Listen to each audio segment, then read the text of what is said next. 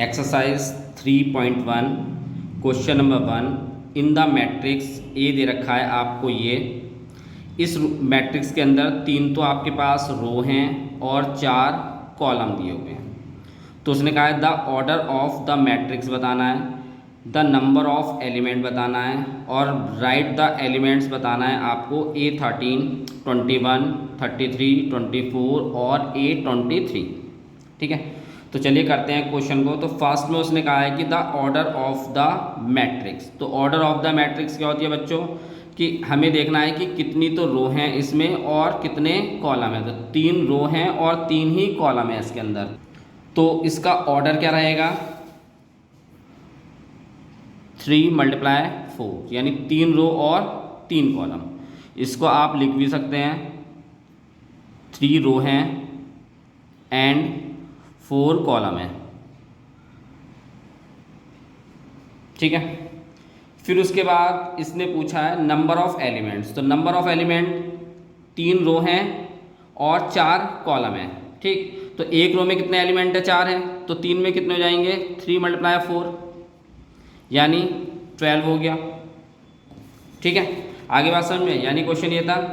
तो आप देख लो एक रो के अंदर 4 कॉलम 4 वैल्यू है, तो ऐसे ही आपके पास 3 रो हैं तो कितने हो जाएंगे टोटल 12। ठीक, फिर उसके बाद उसने कहा है आपसे क्या बताना है एलिमेंट। तो एलिमेंट बताना है A13 यानी पहली वाली वैल्यू रो की होती है और दूसरी वाली वैल्यू कॉलम की होती है। तो पहली रो की है तो 1, एक दे रखा है तो पहली रो 1 हो गई और कॉलम तीसरा है यानी 3। तो ये रो और तीसरा कॉलम, पहली रो और तीसरा कॉलम यानी कि ये वाली वैल्यू जहाँ पे दोनों वैल्यू मैच करती हैं, तो ये वाली वैल्यू आपके पास हो गई A13। ठीक है, तो एलिमेंट्स आपको बताना था A13, तो आपको सीधा लिखना है 19। फिर उसके बाद उसने कहा है आप लोगों से A21, तो 21 यानी दूसरा रो 2 दे रखा है तो दूसरा रो हो गया और 1 पहला कॉलम हो गया। तो दूसरा रो पहला कॉलम ये मैच हो रहा है, दूसरा रो हो रहा है पहला कॉलम ये मैच हो रहा है। तो A21 कितना हो जाएगा आपके पास 35। तो आपको लिखना है A21 बराबर 35।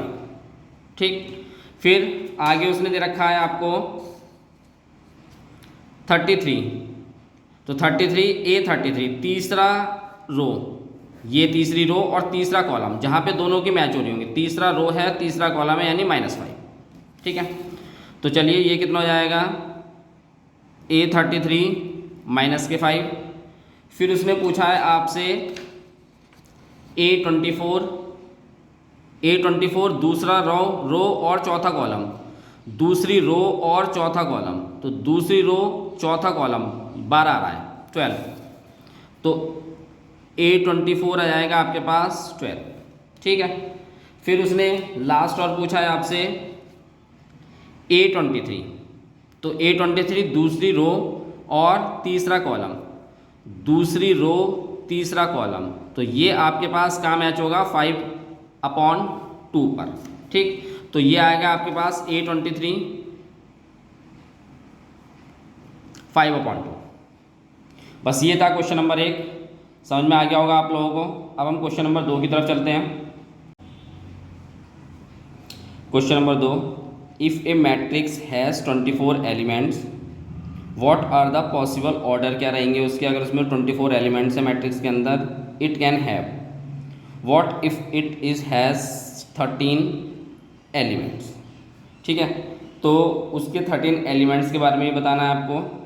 तो करेंगे कैसे इस क्वेश्चन को बच्चों, आपको पता होगा कि जैसे हमने यही वाला क्वेश्चन करा था तो इसका ऑर्डर आया था 3 × 4 यानी 3 रो 4 कॉलम थे। तो पहला जो 3 था वो रो था और दूसरा था कॉलम था आपका 4।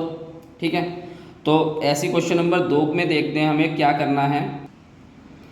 तो a matrix having m row and n column, row को m से डिनोट करते हैं हम, कॉलम को n से डिनोट करते हैं, इस कॉल्ड मैट्रिक्स का ऑर्डर क्या रहेगा आपका m × n, यानी पहले रो आएगा आता है आपका जो कि आप, और दूसरा कॉलम आएगा आपके पास। क्वेश्चन नंबर 1 में आप लोगों ने पता भी होगा, देखा होगा।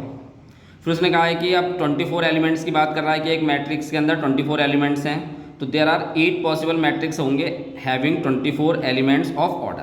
अब वो ऑर्डर कौन कौन से होंगे मुझे पता था, तो मैंने इसलिए लिख लिया कि 8 जो है पॉसिबल ऑर्डर होंगे।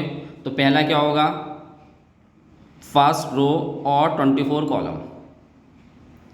दूसरा 2 रो 12 कॉलम्स, हमें केवल 24 के ऑर्डर बनाने हैं। 1 इंटू 24 हो गया, 12 इंटू 2 हो गया। फिर उसके बाद 3 रो 8 कॉलम, ठीक है।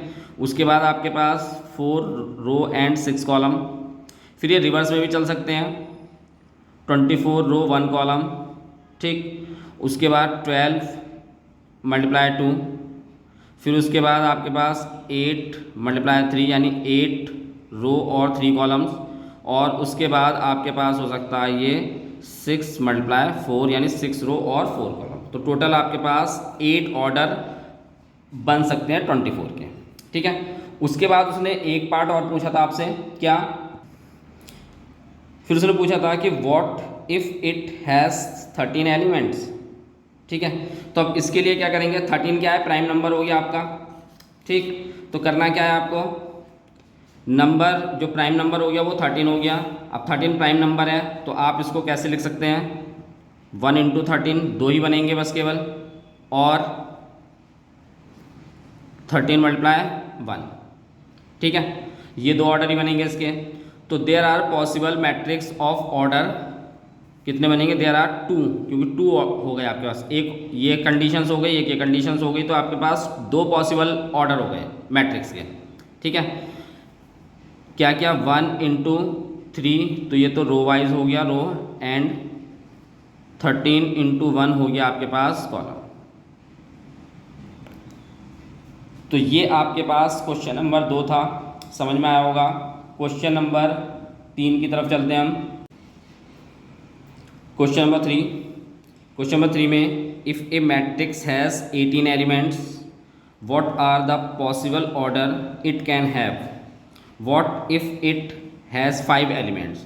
तो जैसे हमने क्वेश्चन नंबर 2 करा था वैसे ही क्वेश्चन नंबर 3 होगा। यहाँ पे 24 एलिमेंट्स के लिए पूछ रहा था, उसके ऑर्डर पूछ रहा था, और यहाँ पे 18 एलिमेंट्स के ऑर्डर पूछ रहा है।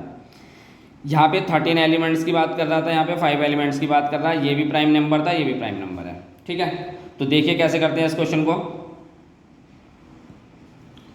तो आपको क्या लिखना है, there are 6 possible matrices having 18 elements of order. तो पहले आप इसको रफ में ऑर्डर निकाल लो, फिर उसके बाद आप इसको लिख सकते हैं कि कितने आपके पास पॉसिबल जो है ऑर्डर आ रहे हैं निकल के, ठीक है। अब 18 के ऑर्डर निकालने हैं, तो पहला ऑर्डर कितना निकलेगा, 1 इंटू 18, ठीक, पहली रो, बाकी 18 कॉलम्स हो गए। दूसरा ऑर्डर कैसे निकलेगा 18 बनाने के लिए, 2 मल्टीप्लाई 9। तीसरा 3 मल्टीप्लाई 6, 3 रो और 6 कॉलम, और 3 के आप 6 से मल्टीप्लाई करेंगे तो 18 ही आएगा। फिर उसके बाद इसको रिवर्स कर लेते हैं, उल्टा कर लेते हैं, तो 18 मल्टीप्लाई 1, 18 रो 1 कॉलम हो जाएगा, 9 मल्टीप्लाई 2 हो गया आपके पास, और 6 मल्टीप्लाई 3 हो गया, ठीक है। ये ऑर्डर निकल के आएंगे। इसके बाद उसने आपसे पूछा था 5 के लिए भी, तो 5 के लिए आपको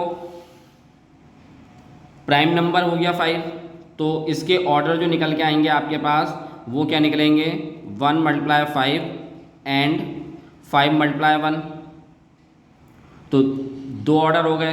तो there are 2 possible matrix of order. अब इसके बाद क्या होगा, 1 इंटू 5 क्या निकल के लिया है हमने, रो में लिया है, एंड 5 मल्टीप्लाई 1 किस में आएगा आपका, कॉलम में, ठीक है। बस ये करना था आप लोगों को, ठीक है। क्वेश्चन अगले 4th की तरफ चलते हैं।